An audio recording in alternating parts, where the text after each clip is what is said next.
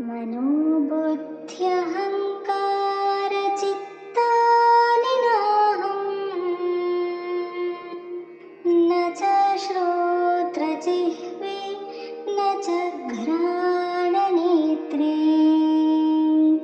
न च व्योमभूमिर्न तेजो न वायुः चिदानन्दरूपः शिवोऽहं शिवोऽहम्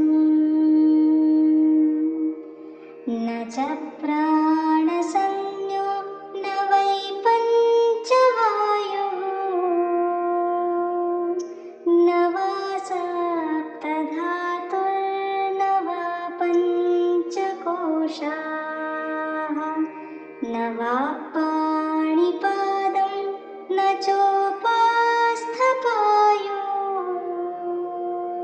चिदानन्दरूपः शिवोऽहं शिवोऽहम् न मे द्वेषरागौ न मे लोभमोहौ मदो नैव मे नैव मात्सर्यभावः न धर्मो न चार्थो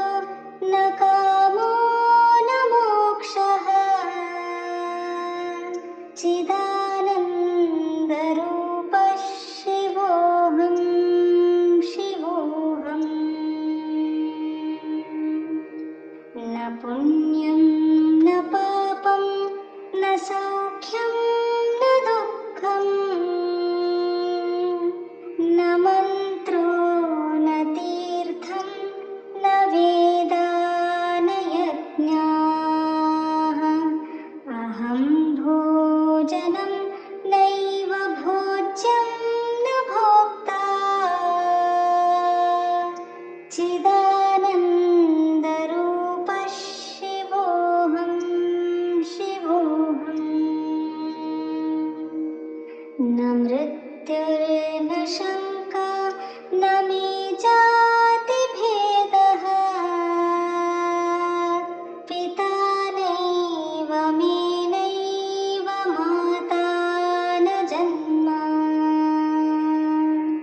न बन्धुर्न मित्रं गुरुर्नैव शिष्यः चिदानन्दरूपः शिवोऽहं शिवोऽहम् अहं निर्विकल्पो निराकाररूपो विभुर्व्याप्य सर्वत्र सर्वेन्द्रियाणाम्